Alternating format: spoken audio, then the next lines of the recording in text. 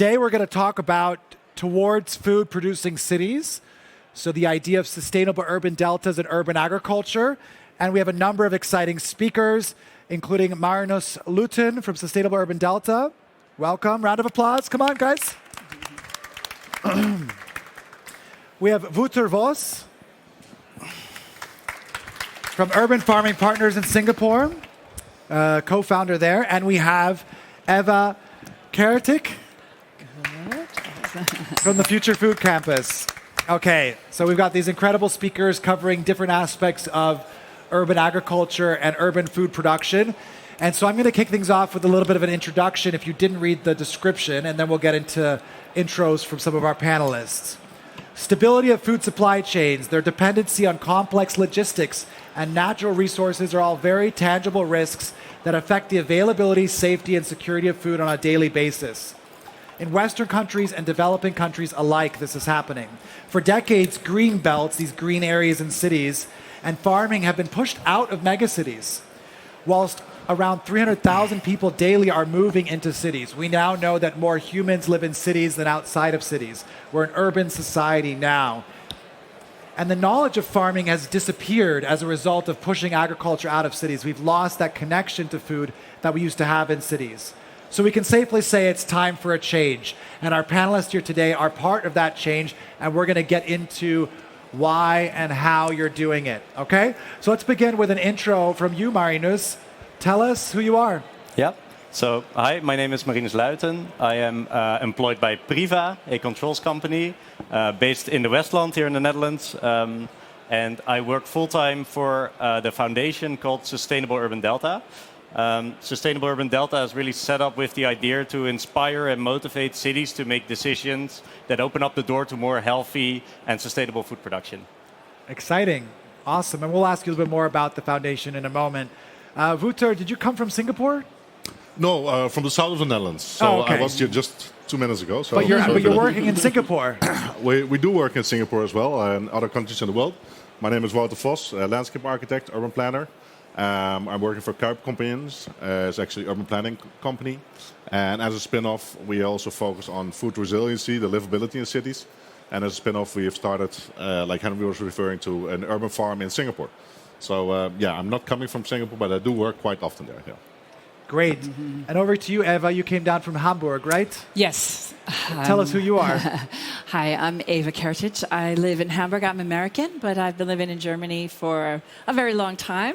And I'm on the ground there as a founder of Future Food Campus. It's a regenerative vision for cities. And I look forward to talking about how we're doing a little bit more than just vertical farming in Hamburg, or how we aim to do that. Yeah, exciting. No, it's going to be cool to hear about what you're doing and integrating various waste streams and things like that. But let's go over to you, Marinus. What is a sustainable urban delta, and why that name? Yeah, that's a good question. And it's a lot of buzzwords put together that sound very fancy. And actually, to answer that question, you need to go back a little bit to the urgency that we're trying to attack head on. So this increasing urban sprawl, more urbanization, people living in these filthy, crowded, expensive cities, and the food production being pushed out into this green belt and further and further and further.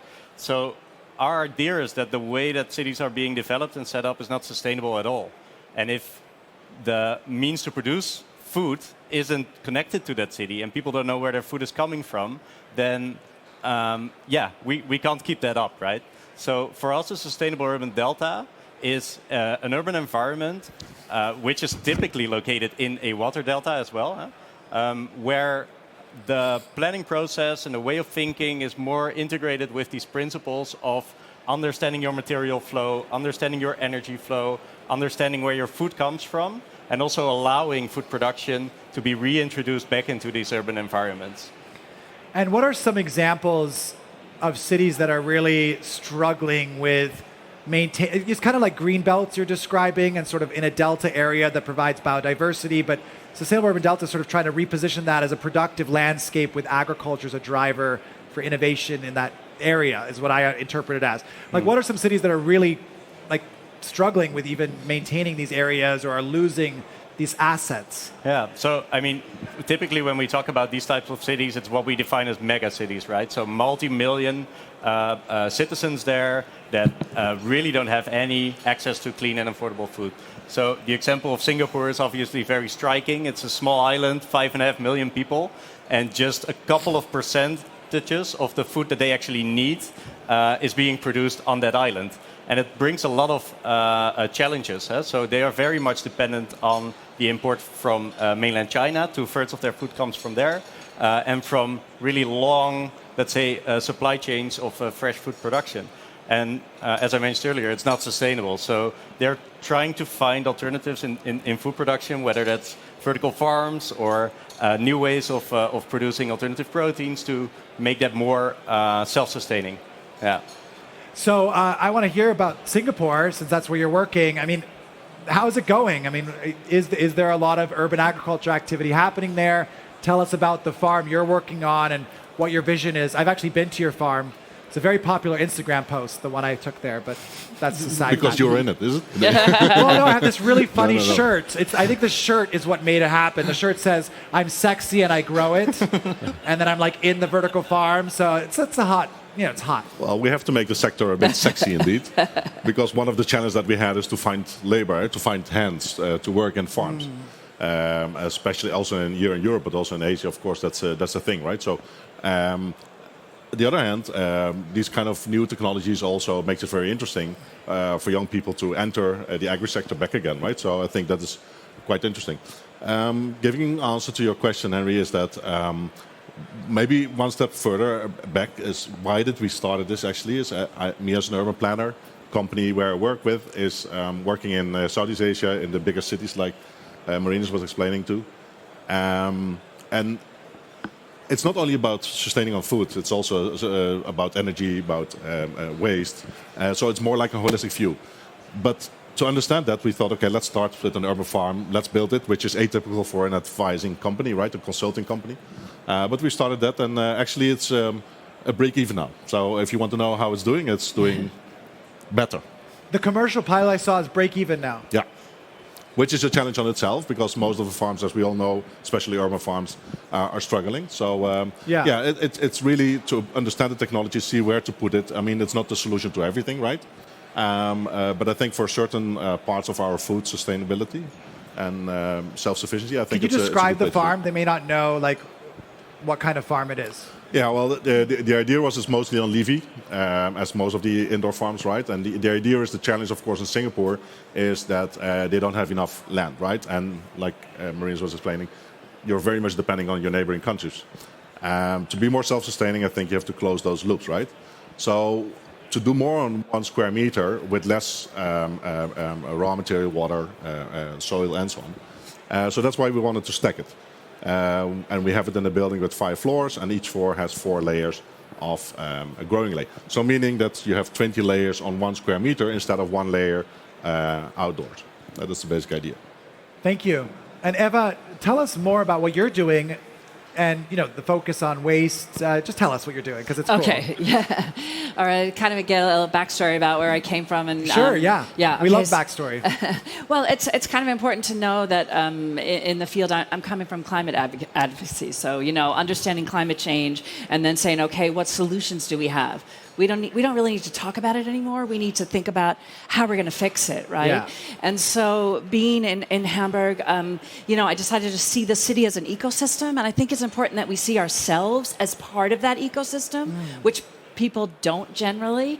I think the big story of telling people that our greenhouse gas emissions are being caused from the agricultural sector is already like a shocker from everyone. You're just like, okay, let's start there. Let's start with communicating what can we do to change it?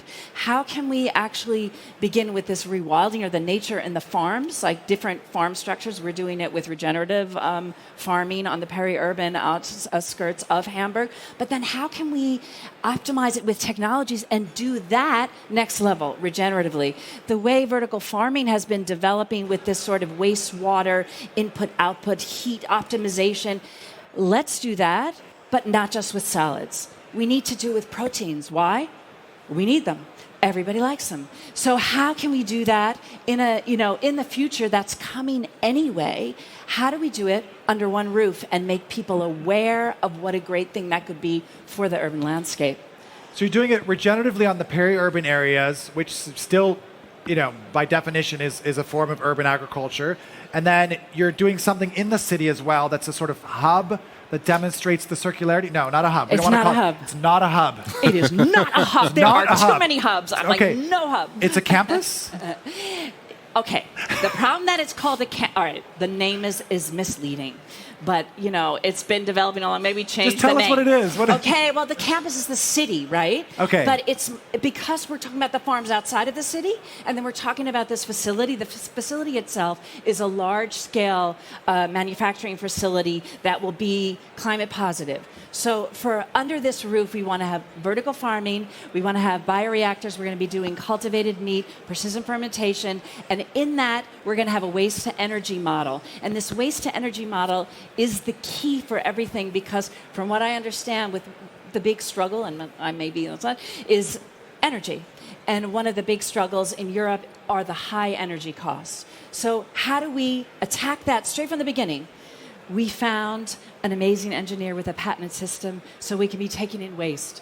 Because I come from climate, and you have to understand that waste, if it were a country, would be the third largest emitter of greenhouse gases. So, yay, let's shoot that all bird with that stone, and we'll get it all under one roof. And that's what we're going. The feasibility of how to come up with that climate positive system. Okay, so it's going to be really exciting. It's big, but go big or go home, for God's sake. I love it.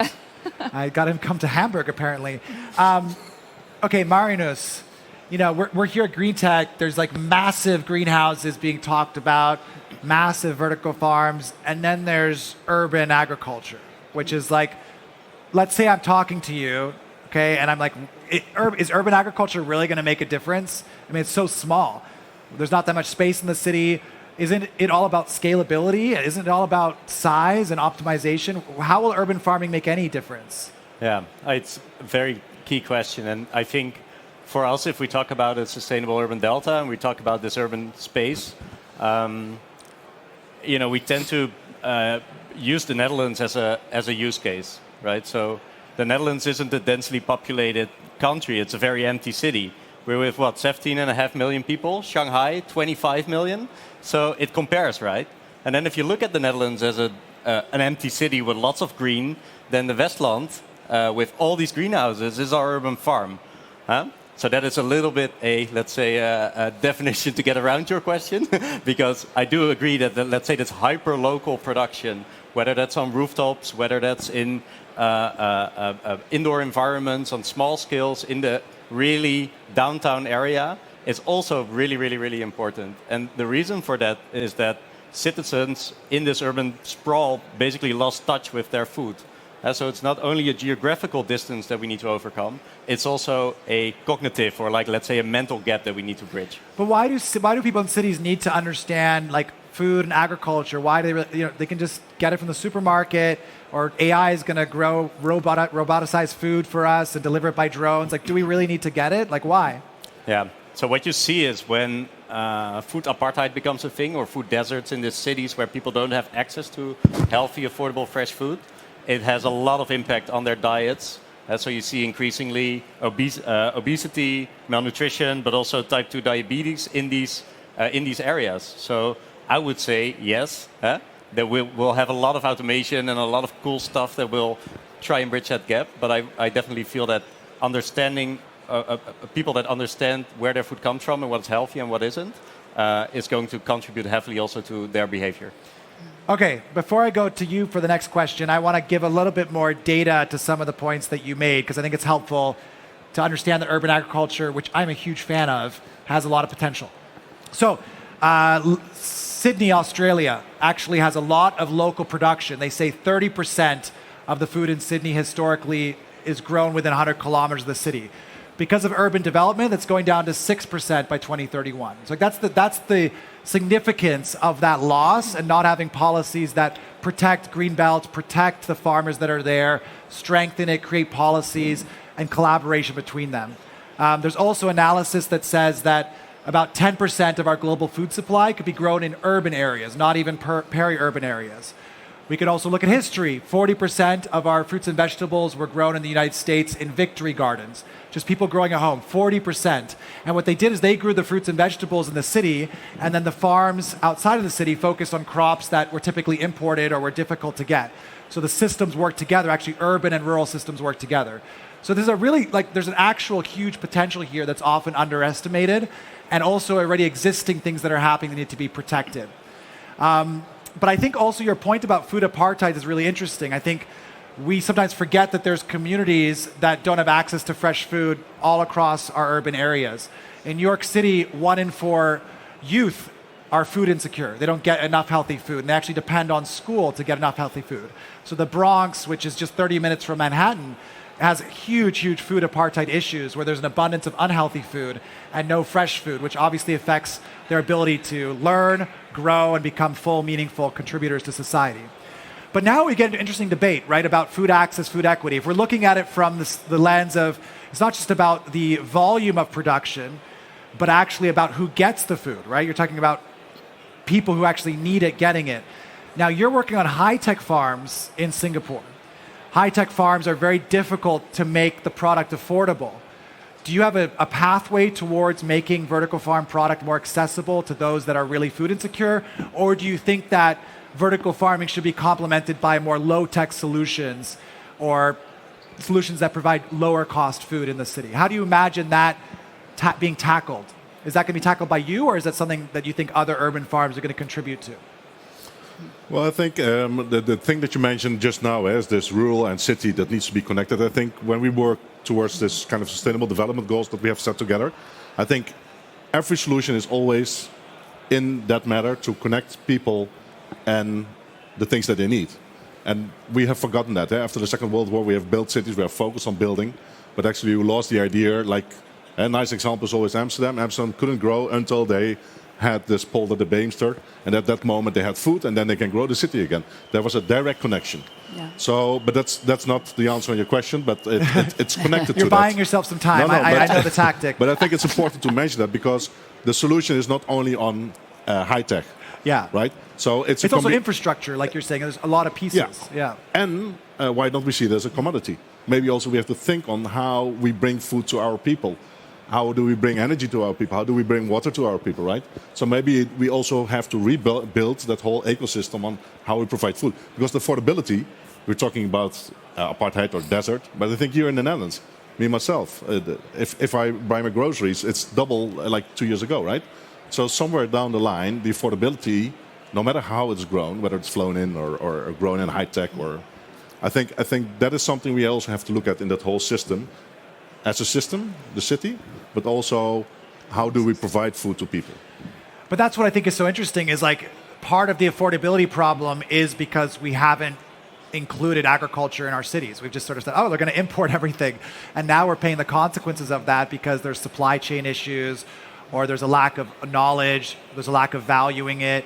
So people are like a race to the bottom on price as opposed to focusing on quality and like what the total thing looks like, the value of the plant, the product. So I think it's really interesting how these ebbs and flows happen where we have difficulty and then we say, oh, urban agriculture is important again. And then we have to like reinvest in it.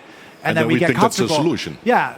That's not the solution. It's one of the tools, it's right? It's one of them. Yeah, you got to combine it. Yeah, for sure. And I think also when it comes to the price point, if you make it local and more direct, of course, you can produce much cheaper. Right? If I see what I sell, my stuff, and what the buyer or the consumer is actually buying it for, there's a big difference, even with a smaller food chain in Singapore. And just to build on this quickly, sorry. Sure. So there are, I think, 2 points that you are making that are very important to sort of emphasize.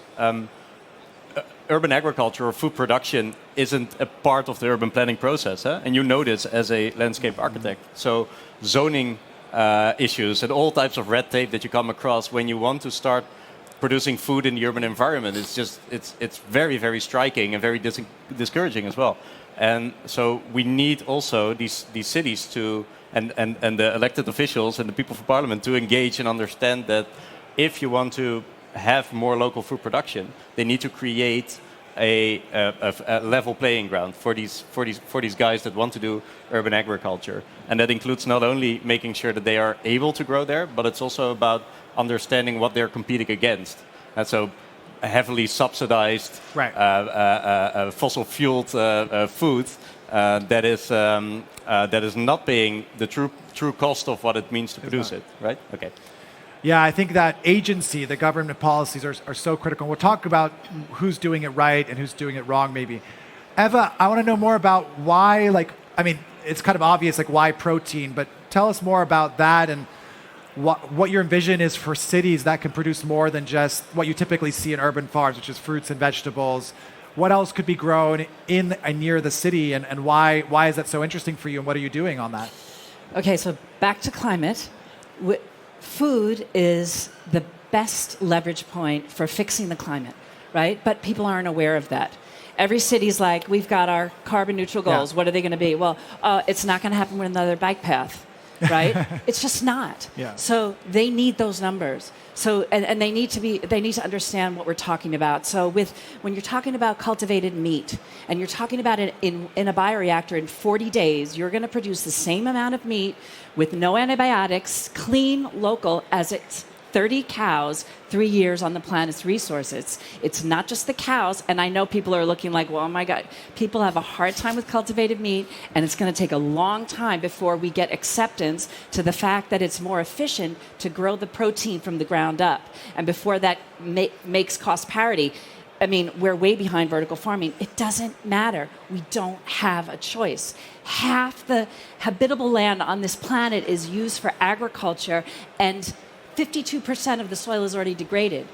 We can't continue business as usual. It's just not possible. So we have to come up with these solutions. So if we had a solution, and it can be a dream vision, but let it be that vision where we work towards, that we have a local production where you're getting meat, you're getting dairy, you're getting your fresh local greens from a facility where it's without antibiotics, no fertilizer, very clean, and you can afford it. Or you're working in this B2B area at first. So a lot of the big companies need to reach these ESG goals. They don't want to do bad things to the planet. What are the solutions for them? We need to develop them. And how do we need to develop them? We need to do it in a system. It has to be holistic. There are many, many things that we have to take into consideration, but we cannot survive on salads alone. I'm sorry. I love my salad. Guys, we can't. Really. We have to think bigger. We have to. Yeah, no, I mean, I think we can all agree that there needs to be a diverse diet. But I think I have to say, I think a lot of the things that are being said about cultivated meat are the same things that have been said about vertical farming as like a food security solution. People said vertical farming is more sustainable than outdoor agriculture, when in fact the carbon footprint is often higher than outdoor agriculture. So there's a short-term period where it's not going to work. And based on my research, cultivated meat is not more sustainable and proven to be more efficient yet. So what are you doing to actually make it? Because I think you're doing some things to make it more sustainable. Because right now the data suggests that it's not better for the environment. So what are you doing to I want to give you a chance to talk about... I'm going to tell you, but data-wise... A.T. Kearney says that 60% of the meat we intake in 2040 will be cultivated or plant-based. I think that's absolutely ridiculous. I know that UC Davis. Yeah. I'm just saying, I know UC Davis came up, but they haven't had a chance to argue. What do you 40%? call it? 60% of the global meat we eat in 2040 will be plant-based or cultivated. Do you want to take a vote? It's okay. I'm just curious. It's A.T. Kearney. It's not me, okay? I brought you statistics, man, okay? You wanted them. I brought them. I like then it. Then we have this fermentation capacity, okay? That's a big issue as well, okay, we can create milk products with fermentation. So the way that beer or yogurt, but we can actually make real cheese. And we can make it that it acts like real cheese. So not almond milk or all the alternatives. We can do real cheese. However, there's a lack in this capacity for fermentation for the future. Yes. 2030, 10 billion liters are lacking to get this to market. Yes. And that's what I'm jumping on. The way I'm jumping on it is my waste to energy. So I found this amazing engineer. He's old now, but he has a patented system that Shell bought from him many, many years ago. He takes waste and manure. It's a sublimation digester, right? So he tells this story about how he was so happy coming up with this diesel fuel and it's super clean and it's good for the environment. And Shell comes in and go, we love it, buy it, thank you, and hid it. Right. Okay? His patent has been in a drawer. He's 72 years old. And this man is allowed to, with this patented system, go within our system. It needs to be big. He has a 24-hour sublimation system that needs to be filled with waste out of control, which is what we can do, right? Yeah, we're good at producing waste. Yeah, we're good at producing waste, and why not use that waste? Why? I mean, we're sending trucks from Holland and Germany. They're dumping the poison of the pig manure somewhere like, well, we don't see it, we don't care. They buy. No, we'll take it. They pay us, we'll use it. Send your waste to Hamburg, guys. That's right. Do something useful with it. Okay, great. I want to hear more about cities that are leading the way. You mentioned the need for government, policy, but what cities do you think are doing a good job? I mean, you all have this foundation, you're studying it. I saw you interviewed the new urban agriculture director of New York, Kiana. Yeah. Who else is doing a good job? What are the top cities leading in urban agriculture? It is so difficult to answer that question because first you have to define what success is and then define what is your key performance indicator, right? What are you going to measure if you want to say someone is or a city is very self-sustaining? And this is really, really, really a challenge because what we're figuring out if we're engaging with these cities, they don't know. So you'll find someone, elected official, that will say, oh, by 2030, we need 30% of our food being produced in this city. By 2050, we're going to be leading the way in self-sufficiency, blah, blah, blah. But if you then ask them, okay, so how much food are you producing now? And what is the pathway towards increased resilience? They have no idea. Yeah. So again, the answer is not going to be very satisfying, but together with Eva, we're working now with the city-state of Hamburg to basically figure out the methods and tools needed to get a shared understanding of what is your self-sufficiency level, let's say. And so how much of the percentages that you need in terms of consumption are actually being produced. And it starts with defining what your regional food system is, then setting a target on what your KPI should be moving forward, so what your target percentage should be. If you look at the city of Hamburg, if you look at the city-state itself, so let's say the sovereign governance of that, 4% of the food is coming from that system. Yeah? There is, again, 4,500 hectares of conventional farms that we could convert to regenerative farming. And back to numbers. In 2 years, if we switch that to regenerative, we would go from 45 tons of carbon sequestration in the conventional to 18 million tons. This is huge. If the city is aware of that, then, I mean, you can get this backing for regenerative farming, which is very difficult. It's very difficult. They're not listening to that. So they also like the sexy building and something new, but are like, no, we really need to do a food transformation on the farm itself. But that's a good point, to be aware of it. I think that's where it starts, to give an answer on what city is. I think there are a lot of cities or countries that are starting to be aware of it or are already aware of it. And in that sense is a good example of the Netherlands. We were aware of the fact after the Second World War that we never want to be depending on someone else on food, right? The only thing is that at that point in time we had the vision that we produce food for the rest of the world.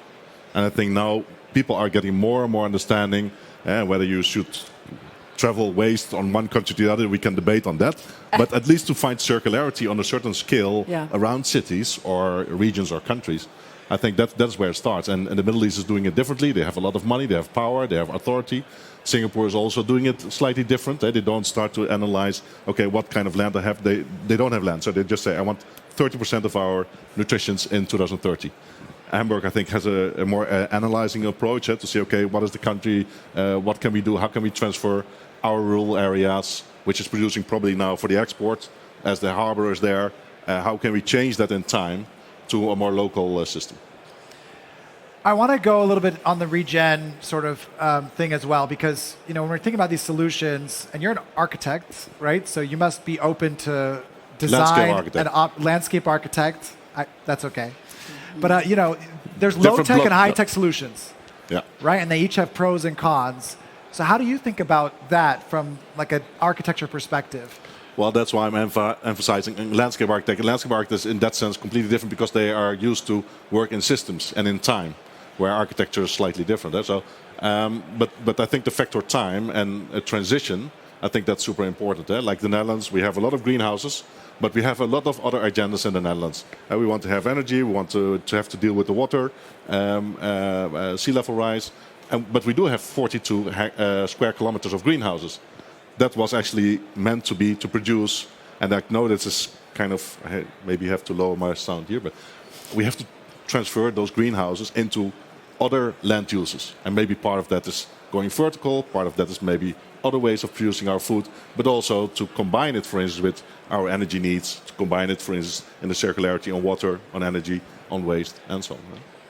Yeah, I mean, I think it's interesting how low-tech solutions can contribute to the circular economy in different ways. And I think cities need to not just understand what their targets are and what's happening, but also looking at the city as a canvas and like what's possible with these sites and have zoning match that. Because I think sometimes policymakers will like pick one thing they like and promote that one thing when it really needs to be quite an integrated solution. And also complemented with rural farms. We talk a lot about that as well. I think that they're also, I mean, at least I know within Hamburg that they're looking for new models for the harbor area. I think harbors and all of this, it's not really lucrative anymore. We have a completely different, it's this food system transformation. What can we do? They're looking for, everyone's looking for circular economy models. Right so, now, we need to just develop them. What's the role of data in all of this? Like you talked about data and understanding what the city is doing, but what about long term? And is there, I mean, Priva owns Sustainable Urban Delta Foundation. So is there like a data connection between the two organizations? Yeah. Quick answer, no. But what we do see is that there is if we want to control the material flow, the heat flow, the energy flow, the waste streams, etc., then water flows, then we need to also be able to know what's going on, right? Otherwise, it's just fluff. Yeah. So how do you monitor these types of systems? And how do you make sure that you can address these systems in a dynamic way in real time? This is, I think, where a lot of the solutions that are being developed by the greenhouse sector and control tech in general is going to play a huge part. And just to feed into that low tech versus high tech, we see a lot of ripple effect here as well. If you talk about, for example, breeding exercises, so creating new crops, it's a very high tech phenomenon, but it makes sure that in low tech environments you can actually grow and scale. They work together. Yeah. So I expect the future to really be very data-driven. I also expect that we can't sort of wait until the infrastructure is there, then capture the data, and then start improving it. So we need to be able to build digital models that will emulate the physical space. And then you can create some scalability from that as well. Yeah. Nico, can I have a time check? What time is it? Okay, so Aero Farms, the world's like darling of vertical farming, filed Chapter 11 bankruptcy last week, and I made a statement about restructuring to move away from R&D to focus on production of microgreens. I'm just curious what your take is on that in the context of this. I mean, Aero Farms, not just urban agriculture, but their facility in Newark was a new development that the city of Newark focused on and funded. This vertical farm is a crowning piece of it. It repurposed an old building. They've won awards for circularity. What's your take on the Aero Farm bankruptcy? Okay, looking at me. Yeah. All of you, I want to hear it. So my initial take, obviously, looking at that, having Aero Farms as, let's say, poster boy for the industry, it's not great, right? So it feels like it's another cross on the wrong side of the equation, because what we need to realize is these companies are pioneering, and they're pioneering like crazy. And to get a cash positive, a business model going, it is a huge challenge, especially with these thin margins and large impact of volatility on energy prices or labor prices. So that's one side of looking at it. Then the other side is obviously how do you create value for the market? So are you diversified enough in your offering of different products and different produce to actually be equitable as a business. So as a use case, it's sad. I think it's not a good thing for the market that they flunked. But as a business proposition, yeah, at some point you need to become cash positive, and obviously they didn't manage. Well, I think it's two things. One is that it calls high-tech farming. So most of the people start designing and thinking from technology point of view. And I think you should start with the Market. well, the market or the plants or the food that you want to produce and how the Yeah, but who's whole going to buy system the works in plants? It's the market. Yeah, right. So yeah, that could be a way. But also, if you want to look back to technology, how can technology help you to achieve what you want to achieve, whether it's a certain market or a certain type of addition to the food palette that we have? And most of the time, what you see, and that's also my experience when we designed the farm that we have in Singapore, is that it's very much focused on technology. And then it's so high in investment cost and so super based on high tech that the business case is a challenge. And then indeed the margin is shallow, if there's any margin, positive margin. And if things change in the world, like we have designed the farm with a lower energy price than today, right? So you have to be sustainable also and adaptive to changes. Eva, what do you think? I think I can tell you one thing, it's bad for me, because in my argument in trying to get Germans on board, it's already hard enough. But because people see it as like it's all the same thing. Everything is, if Air Farms didn't and they're make just it, waiting for it to fail. At least there, I keep saying no, and then I talk about the energy model and that there's other ways, but they're in that old school way saying it's not economically viable. I'm like, but we're further along. We have different ways to make that happen, but it's bad for me that they went down. Really, I have to say. Yeah. Okay. And I need sector, other right? models that are working. Yeah. I need to have come back with some sort of an argument, because, I have to stand up for us, and Sure. it has to work. Also Yeah. to find investment there. I mean, that doesn't help the sector in for general. investment only. Yeah, Investments are like, no. Yeah. Look at that, look at that, Yeah. look at that. Yeah. Look at their faces. They're all like, yeah, exactly. No. Okay, are there any audience questions? Please come to the front, and I will give you this microphone. He also over here. Oh, thank you. I'm just wondering, well, thank you very much for letting me ask you a question, first of all. And I'm actually surprised that people experience like you are still wondering about urban farming. And I'm thinking, why don't we have manufacturing in the cities? How many clients do you have that actually have a greenhouse in the city center?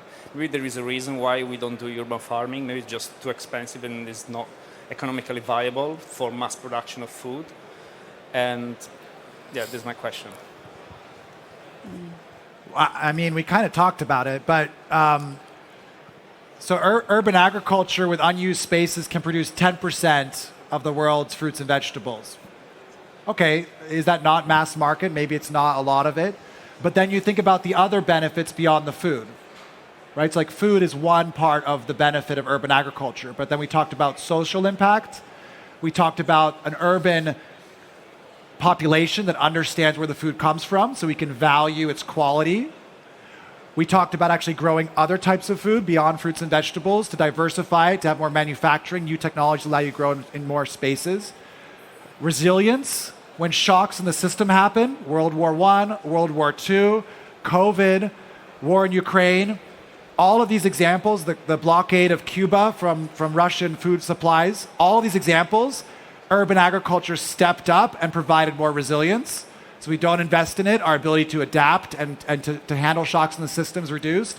If we're judging just by yield and profitability, yeah, sure, urban agriculture doesn't look meaningful. But if you look more holistically at the benefit of the city and the human population and its resilience for the future, the profitability across the triple bottom line starts to look a lot more compelling. Yeah, and again, you should see urban agriculture wider as an ecosystem around cities, around where people live, and that's not only urban agriculture as we think, either from social point of view or high tech, the thing that we have built in Singapore. It's more to connect people with their food and not to ship everything globally. And open your mind, like don't just think about the Western world. 50% of Asian households grow some of their own food, and they actually trade and barter that food between themselves. right? The whole world is not the Netherlands or the United States. There's a lot of places in the world where urban agriculture has a much more significant impact than it does in our parts of the world. So as those cities develop, do we really want them just to push all agriculture out and repeat the mistakes that we've made? Is that the best way? Is that the best solution for them? Or is there maybe something in between when we think about the future of cities? One more question? Quickly? Oh, thanks a lot for your questions. Stay away from the microphone. Thank you for your questions. They were extremely interesting. I want to ask you what your opinions are about the aerofarms situation. You want to ask me? Yeah. Oh, gosh. And, yeah, in terms of You got out of that one. You're your own. Well, look, I think that AeroFarms is a true pioneer. I think they really innovated. I know Ed Harwood, rest in peace, who developed the original technology. I think his heart was in the right place, and I think vertical farming is still something that I'm long on.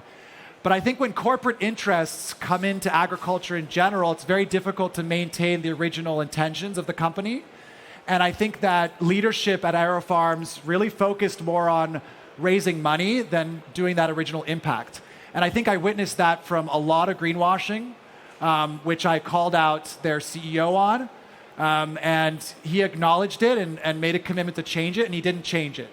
So I guess I also believe that if you hype something up too much, if you make it too big, we're the best, we're the biggest, we're the greenest, we're winning this award, that award, you start to really distract from the fundamentals, both within the organization and externally, and the fall becomes greater. There's so many benefits to what vertical farming can do, what AeroFarms was doing, but I think that like many companies that go down the Silicon Valley route of fundraising, they get lost in the hype. And I think in the end, it really affects the whole industry. It affects their employees. It affects the way policymakers think about vertical farming. And there's a lot of negative effects there. But again, it doesn't really change my, my perspective on urban agriculture and vertical farming long term. Okay, thank you so much for joining this panel. Let's head towards food producing cities together. Let's do it. Thank you so much, everyone.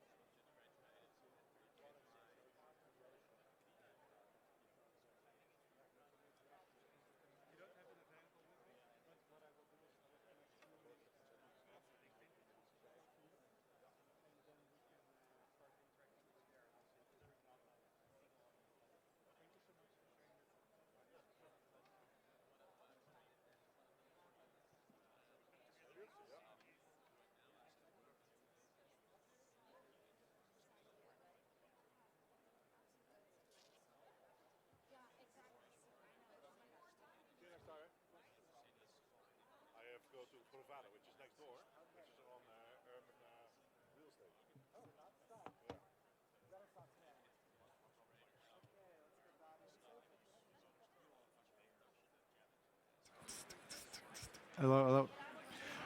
Okay, welcome back. I'm still here. So if you can just grab your seats, we're going to start the next session right away. And now we're going to talk about leading in leafies, which I think is a really cute title for this. Best practices and lessons learned from pioneers in hydroponic projects. And we've got some pioneers from Reichswahn.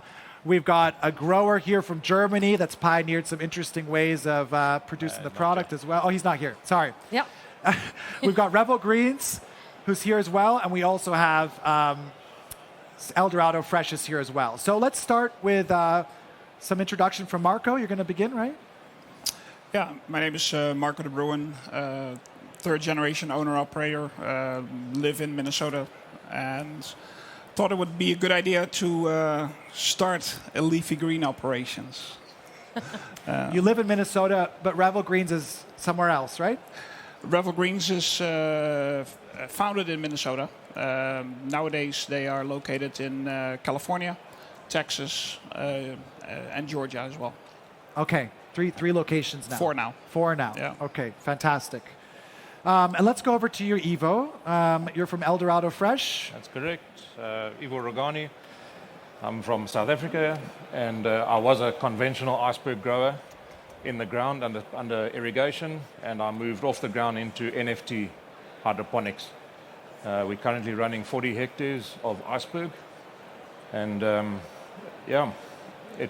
in my opinion, it was the best decision we made. To start the farm, to build.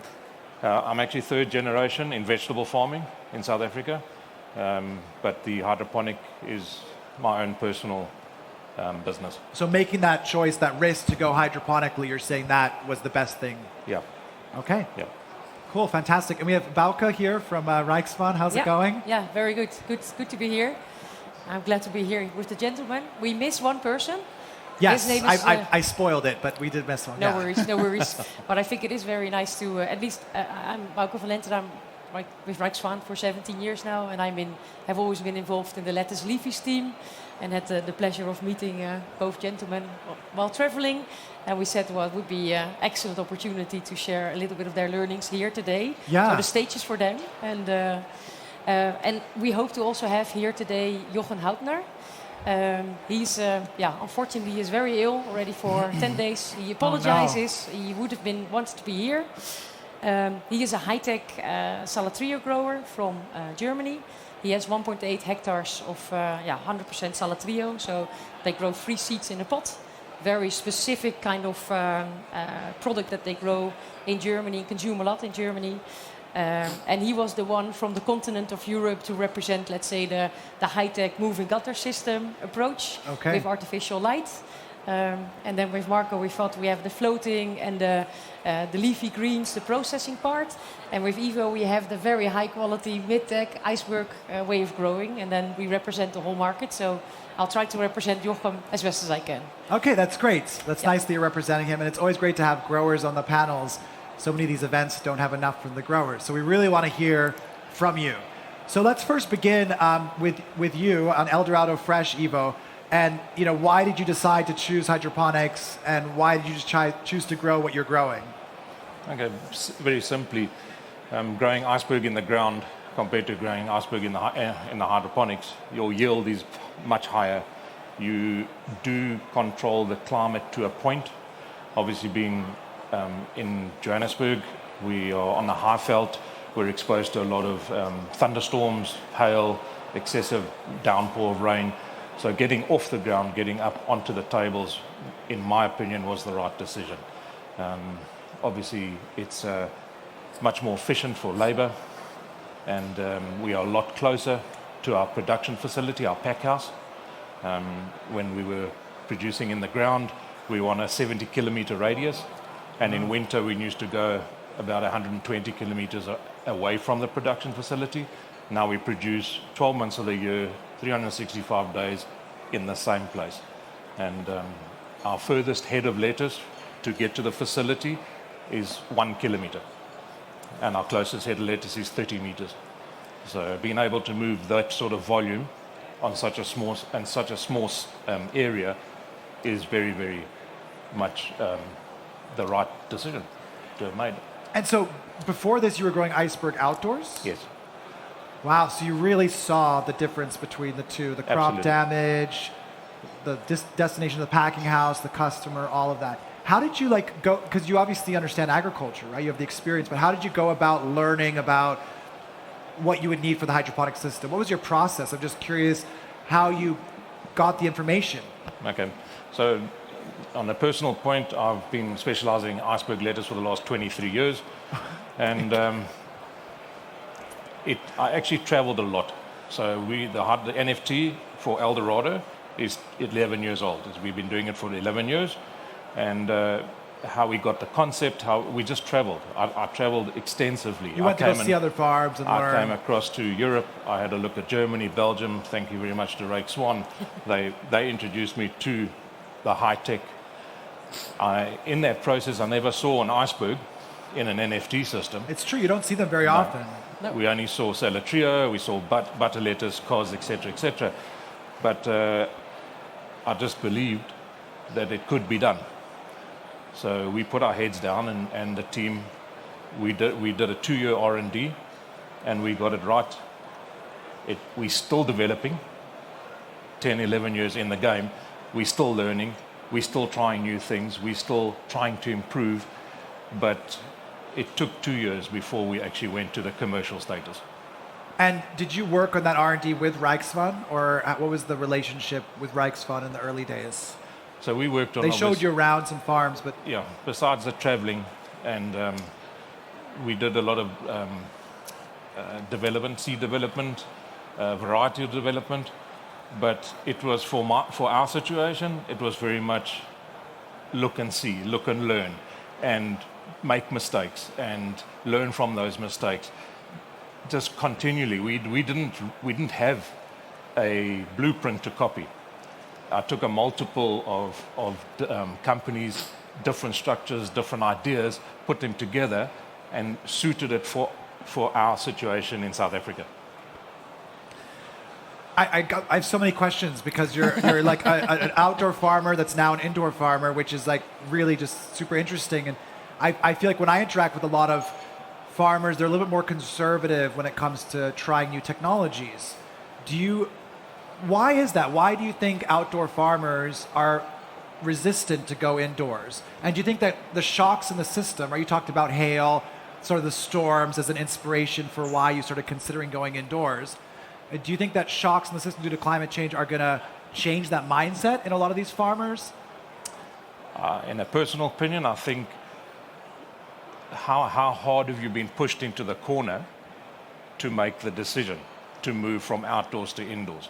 Yeah, you have to be In desperate. my personal situation, we didn't really have an option because we kept on getting hit with hail in our biggest peak production time. So that's between December and March.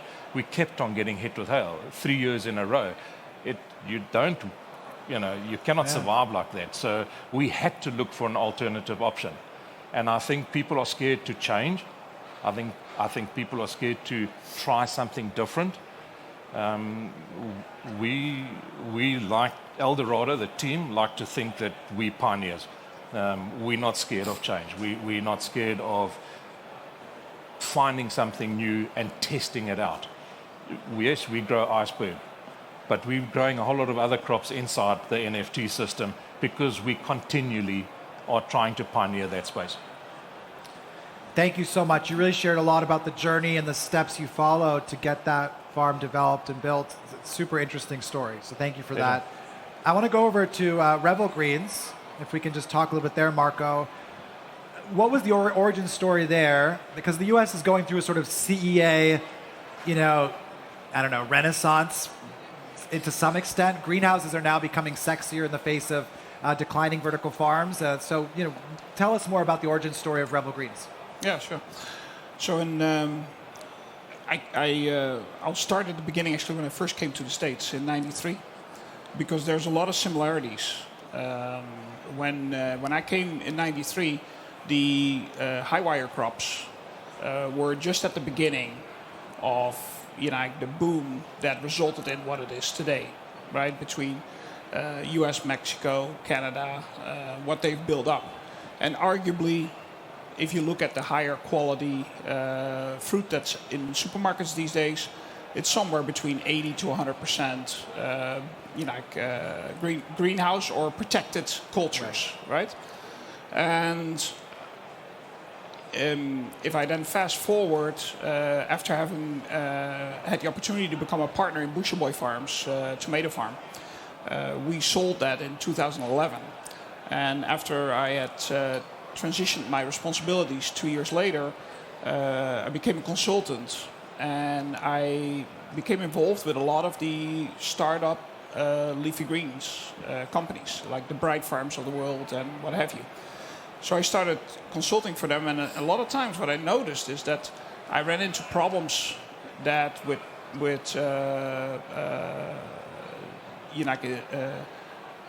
having more time to actually not buy a generic structure, but put in the implementation specifically geared towards leafy greens, could have been prevented, right? Sorry, so you're saying if the design of the system was more focused, the structure, the whole system was more focused on leafy greens as the product, that's the key thing you saw that you wanted to improve upon?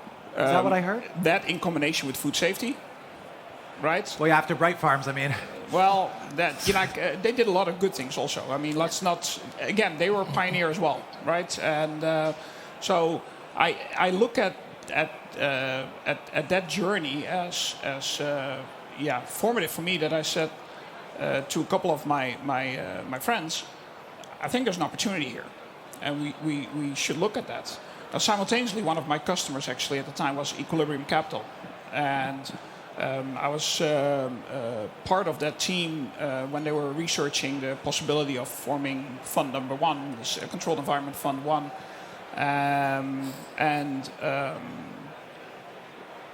Right at the time when I made the investment into Revel Greens, shortly after that, about a year after that, they closed Controlled Environment Fund 1.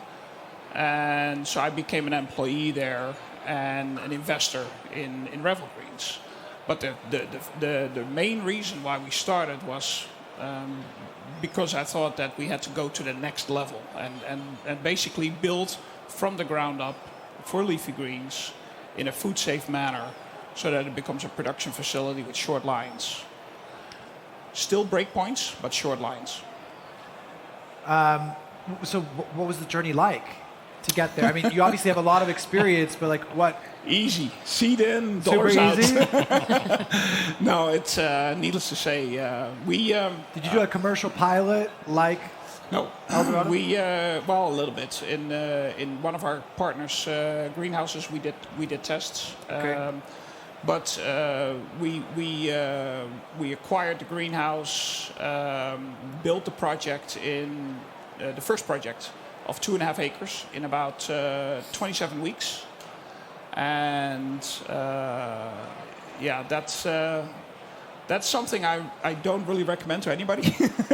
What, building that fast? Or Yeah, 27 weeks from bare land to a full production facility, including a pack house, is pretty fast. But we hit the ground running. What did we learn? We learned that, much like you said, we started with the dry hydroponic deep water raft float systems. We very quickly came to the conclusion that the harvesting line needed to be done differently.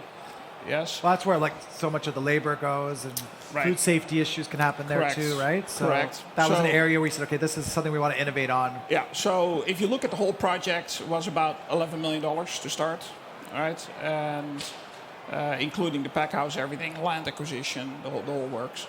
And between there were two things, key items that we replaced, and since that time we've been running correctly, and that was the harvest machine and the board fillers. And the main reason was that lack of experience of actually doing that. And now we see a lot more companies coming. You have the Fleers of the world, you have Viscon, all of them that are coming in now with equipment to fill these rafts. But at the time, there was one, and that was dry hydroponics, and they solved it. And I must give Maurice a compliment also, because we were the first ones to use that float, and it worked like a charm. We actually are outproducing our estimated volumes from that raft quite a bit, by about 25-30%. So It's a lot. yeah, With the dry hydroponic system. correct. Okay. Amazing. And what would you have done differently, like in this journey, if you could do it again? That was an excellent question. I think everybody underestimates how much cash it takes in the beginning, right? Everybody also underestimates how much volume is the right volume to start with. In other words, when we had the 2.5 acres, as they say in the Netherlands, you're too small for the napkin, too large for the napkin, too small for the tablecloth. Okay, and meaning that the large supermarkets, Walmart, they say, it's cute. You got 300 cases, fantastic. I want 30 pallets from you. Yeah, that's difficult for a lot of startup farms. And so when we expanded from 1 hectare to 4 hectares, and we got the prospect of California online. Now all of a sudden, as soon as the shovels hit the dirt, if you will, we had the opportunity to get some of these larger accounts set up, and that made life a lot more easy to get to that next level. Yeah, less customers, but more Correct. consistent demand because Correct. of the volume. Yeah, that's where you really want to get to. So you're saying if you could have skipped to that stage, you would have preferred that? Is that the lesson? How do you skip that commercial pilot stage? No, I think there's two more things. money. You're saying you would have raised more money. There's two things. I think you first have to hit the ground running also, because if you don't have a facility, they won't sign a contract with you. Yeah. Right. You're not going to sign a contract with this imaginary product you haven't grown yet. Yeah. Correct. But Marco, how long in the end did it take you to get to feel, let's say, I've got a sustainable product now? Is it consistent? I want to go to those retailers. Because you said you hit the ground running, but we know all that it still takes a while to get there. So we had the luxury position that through our Busher Boy contacts, because one of my partners, Jay Johnson, was the founder of Busher Boy Farms, and he did the sales and marketing on the Busher Boy side. We had an in almost immediately to all our regular suspects in the Twin Cities. Okay. But you were placed in a very small area. So meaning that they allow you to sell through the store, but it's you don't get the shelf space. So nowadays we'll get shelf space 4 feet, 5 feet wide, top to bottom, right? In the beginning, you're lucky if you get 4 facings. So if you ask me what would I do different, I think I would have gone and started with heads and then gone into baby leaf. Because with heads, you have the opportunity to do both. Because you can also use Rijkswaan to develop that plan with the multi-leaf type varieties, where you can also function. They can also function as a loose leaf product. Very, very interesting insights. Ivo, what would you have done differently? Honestly, I don't think we would have changed much. Just from a time factor, I think we took too long to get 100% off the ground. Uh-huh. So you take it from the R&D of 2010 to, don't forget, we were still in full production in the ground, right up until November 2016, where we took everything off the ground and we were on the tables. So if I had to change that, that would have been should have been a little bit more courageous and got off the ground sooner, but you live and learn. Would I have changed a lot? No. Every time we build, every time we expand, we're always tweaking, we're tinkering, we're trying to better. And honestly, don't think I would have changed much. That's nice. It's a rare lack of regret. That's good. And we had dinner yesterday, so we had already a lot of conversations. I know, I'm sorry I missed the dinner. Yeah, so we weren't going to put you on the spot here and tell I know. So I next couldn't- time, I was... no worries. I think you have a very busy schedule. Yeah, here. it was a lot. But here we I don't are. know. We can pretend like this is dinner. I mean, we're just having a conversation Exactly. here, chatting. So I wanted to, Ivo shared a little bit how his contact was with retail, how everything started. Do you want to share a little bit how that was? Oh no, sorry. How you started with the relationship with the supermarket, and Yeah, so in South Africa, we're very fortunate. We have the retail groups, 4 large retailers, but then we also have a national market system, which is a spot market. Prices are negotiated on a daily basis. Eldorado has always been at the forefront of iceberg production in South Africa. So when you are not able to guarantee the product to your customer, whether it be retail or anybody else, when you get into that situation, it's not a good, healthy situation to be in. Yeah. That is why I feel that we have a very strong relationship with our customer base, because we are always present. We're always there, and it's a give and take. Well, I think that's such an interesting point because I do a lot of work with, different clients as a consultant, and some of those clients are very involved in conventional agriculture. And I think like the moment that conventional farmers decide to do CEA is when CEA is really going to struggle, because like those relationships you have with the retailers is one of your biggest advantages, and you're just using technology to optimize the way you're producing what you're already selling. So I think it's going to be really interesting when California growers decide to do more CEA, for example, because I think it's a lot of the retailers are not so willing. I don't know, maybe you know better, Marco, on this one, but like you have to compete on the shelf, and sometimes the contractual relationships they have that they've had for 20 years are some of the hardest things to move. It doesn't matter if price matters, of course, but that relationship is really difficult to push across. What do you think about that? Do you agree with that? That once conventional farmers get more into CEA, it's a little bit going to be more difficult for these novel CEA companies? Yeah, I think there's I think there has to be an understanding that we have to be able to compete on an FOB basis, delivered to the DCs on an equal footing with outdoor. And if we can do that as CEA, that will be a point where I think we're going to see the farmers Well, convert. I mean, you've gotten some of these contracts, so Yeah. But realize right now, and I got this data from Chris Higgins the other day when I was talking with him. shout out to Chris Higgins. Yeah, and we were kind of tallying up how, if you count very, very freely how many acres there are in CEA now, you get to about 350 to 380 acres. Okay, that's about the max that you can find in the US. In the U.S., okay. Yeah. I was going to say. I'm not talking Yeah, elsewhere, but not in the Canada, US. not Spain, not. Correct. I was Correct. like, that's a little low. But the U.S. is pretty new for it. Yeah, it's really not a lot. So when you then start saying, okay, some of the claims that are out there of 30x, yeah, I think it's beautiful, but let's just conservatively again say 20x. So you're talking 7,000 outside acres. Honestly, that's a reasonable farmer in Salinas, right? Not even a big one. No. It's a reasonable farmer in Salinas. Yeah. So we're lucky if we're 1%.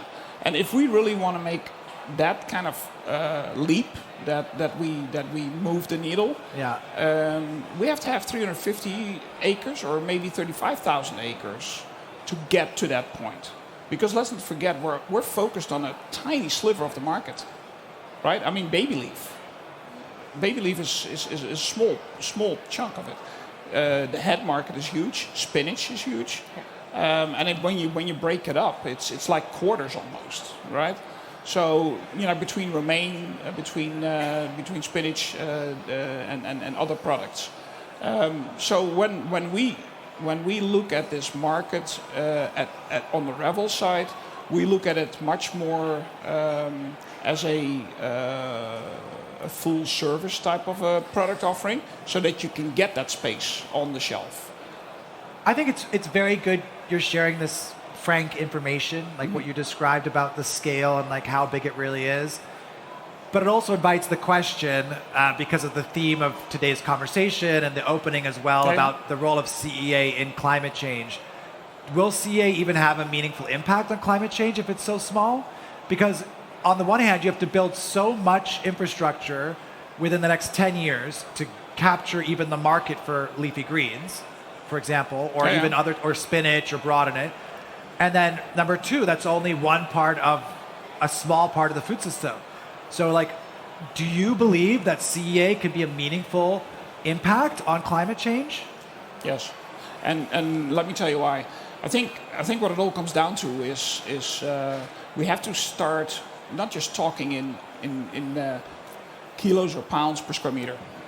We have to start talking in what our footprint truly is. Yeah. So how many kilowatt hours per kilogram? Yeah, per kilogram. Yeah, Right? I like that metric too. And yeah. that is much more important, and even better. And you know, like, when I would have these discussions with Dave Chen of Equilibrium. Shout out to Dave Chen. Yeah, he would basically say, you know, like, we got to think about what is the caloric value. Yes. You know, like, that we can also put the quality of it. Yeah. The quality Not of just the volume. per kilogram. Not only the, Right. So Yeah. what is the density of the energy that you can put out? So when we start looking at it in that direction, I think we can make real strides. But to answer your question, yes, I've been touring around the Netherlands for about a week now, and visited many companies. Some that have deep well energy sources, some that are looking at lighting in a different way. And when you look at these types of things, I think that the narrative has to change of I can do so many kilos per square meter, and it has to focus more on what is my total energy use per kilogram. Yeah, but the incentive structure also needs to shift. Like what retailers value, Of course. what we as consumers value, what policymakers Yes. they're doing subsidies based on. It's a long journey. Bauke, I've been excluding you a lot because you want me to focus on the growers. Exactly. You know, but But we this know your topic- seeds are behind the scene, right? So This topic is, I think, very interesting because if you look at, indeed, the United States, we know that it's maybe 1% CEA now of the total. Yeah. But if you look at Europe, then we have so many incidents now in our export season from Spain. Although they are fantastic growers, it's coping with those circumstances in winter is very, very challenging. Yeah. So you see that lots of fancy lettuce types are moving indoors to the north of Europe. So that conversion between outdoor fancy lettuce and indoor, that's already a much bigger percentage than it is in Europe than it is in the United paints a States. picture of what's possible. Yeah, but definitely. But then again, that took decades. Yeah, but retailers are thinking really clever about it. Like so, so I'm representing Jochen Hauptner from Germany. Yes. Hey, he's growing Salad Trio. What retailers in Germany used to have were all kinds of individual lettuce items on the shelf. Butter, Lolla Bionda, Lolla Rossa, oak leaf, red, green. So many items. Not all moving fast enough, so you also had a lot of wastage. And all these items, in the end, turned into one single item, Salad Trio, or 3 seeds in a pot. So German consumers get that what they want, right? Households getting smaller, so it's just one head of lettuce. It's the convenience they are looking for. But that had massive impact on southern European cultivation. So we've lost hectares of Lolla Bionda, Lolla Rossa production in Italy, for example, just because of the fact it's all being done in the North European countries now, indoors. Yeah. Yeah. Yeah, the trio idea is cool. Just the idea of creating a new product is very admirable. Yeah. But also what you said about there's both the incentive of the retailer, the external drivers, right? So you are almost forced, like Evo, from with the weather conditions. Exactly. So there have to be multiple catalysts to get it to make that changeover. Yeah, that again goes back to like how quickly can we, those catalysts happen. How quickly can we act? Yeah. To have CEA be a more meaningful impact. Like, do we have enough time? So to say, we have to try anyway. Yeah.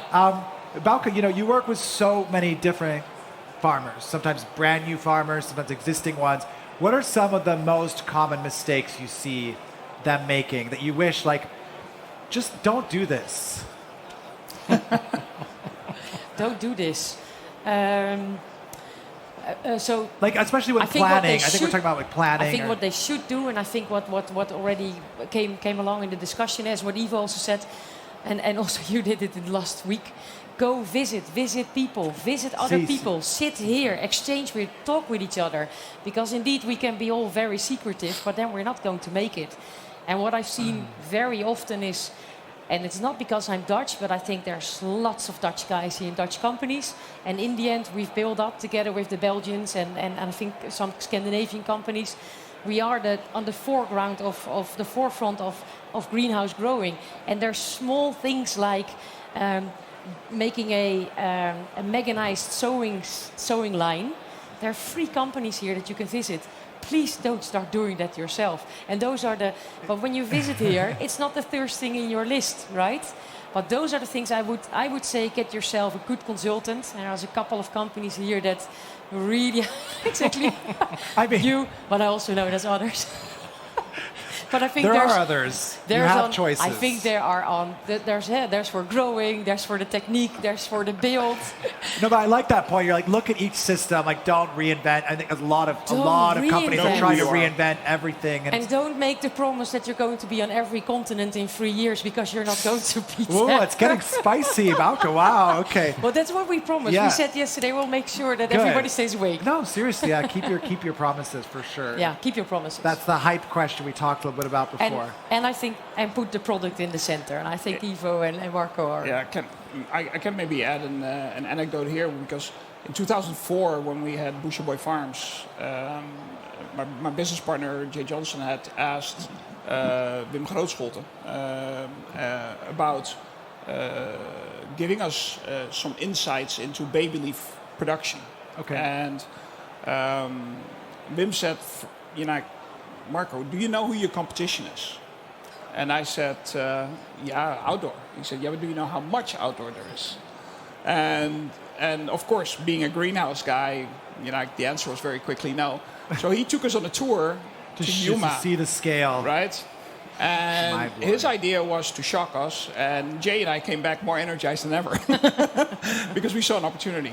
Yeah, right? you saw the problems. You saw the scale. Correct. So, when we look at the challenges, if I can go back to that for the coming future, it's not technologically.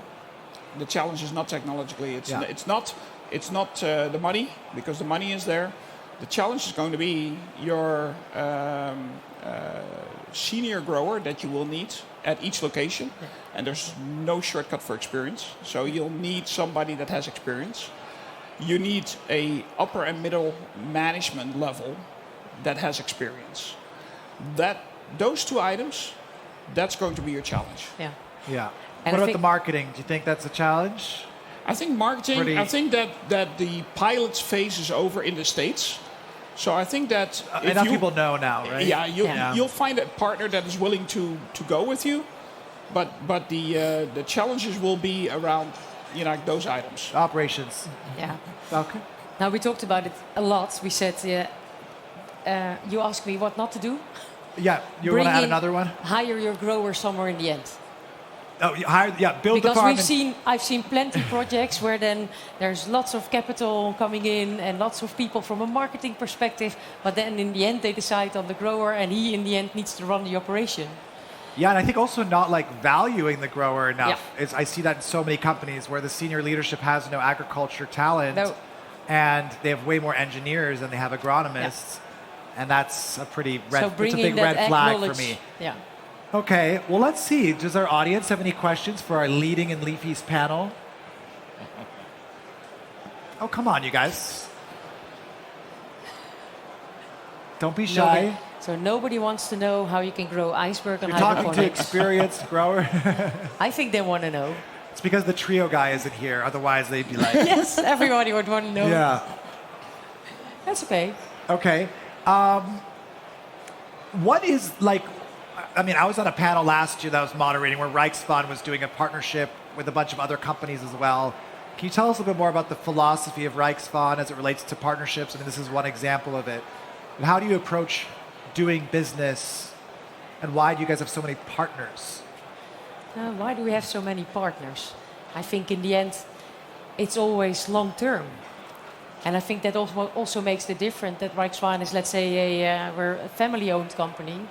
and we are a breeding company, so you have to have long lines. So we like to go back generations with families, and there's always a successor. I think Ivo brought his daughter in this year's Spain trip to Spain. That's nice. Week 7 demo days. And I think that's why we use the word partner, because you need to understand what drives somebody. And if you want to be in high tech, no, we did not force Ivo to go in high tech because he figured out himself it had to be mid tech. Were you supplying the iceberg seeds before the high tech? I don't even know. I've had a 25-year relationship with Rake Swan. Wow. So in the ground coming across. So that transition over, getting the right varieties and things like that, it was relatively easy because, you just tested it out, you tried it out. And also from Rake Swan's point of view, they didn't look at me and go, you're crazy. Yeah, they were open to the... Just don't do it. They said, let's go. They were just as enthusiastic as we were.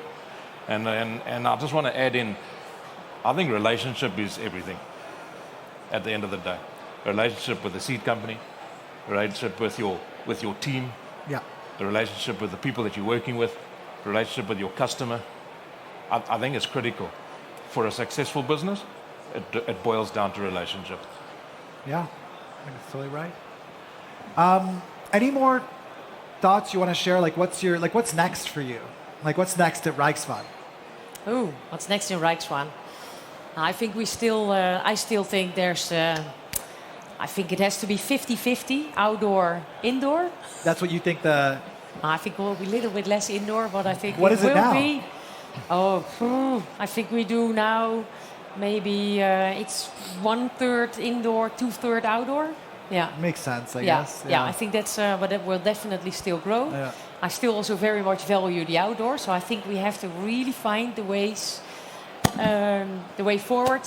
I think, of course, autonomous growing indoors, I think, is a huge Hot topic, yeah. hot topic and huge opportunity. But I also do still believe that we need people who understand. Yeah, the experience can't be replaced yet, for sure. Yeah, totally. Yeah, and we talked a lot about that because I'm not making having iceberg on hydroponics and making that economically feasible. In these conditions, for example, in the Netherlands or in Scandinavia, I think that will be a very interesting project to work on. Yeah. Marco, what's next for Revel Greens? No, well, first of all, autonomy for sure. We want to look at the possibility of expanding the reach of our growers, if that makes sense. So we're not looking for full autonomy. Your growers can work with the automation to manage more area. Yes. And so we've partnerships. It's been well published with Blue Radix, and they've just started.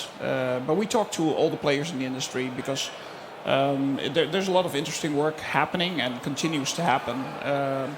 So that is one aspect. Other than that, our next step will be around automation of all the processes inside the facility.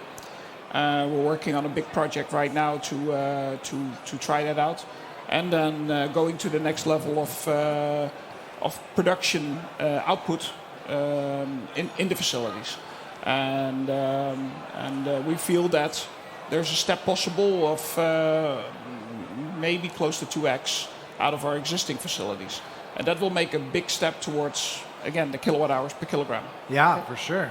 And that's going to drive a lot of factors and Correct. interest. Well, that's great. Ivo, what's next for you? More iceberg? Yeah, I think from an Eldorado point of view, we want to keep pioneering. We want to be in the front of mid-tech. I think that's our space in South Africa, and we want to develop. We want to keep perfecting the iceberg production. We've got other lines coming through the system very successfully, and we're enjoying it. Having a good time. The challenges are there. Let's not fool each other, but we're enjoying it while we're having those challenges. That's awesome. Well, thank you to all of you, and a reminder to eat your leafy greens, everyone. So let's have a round of applause for our panelists. Keep us in business. For dinner. For dinner.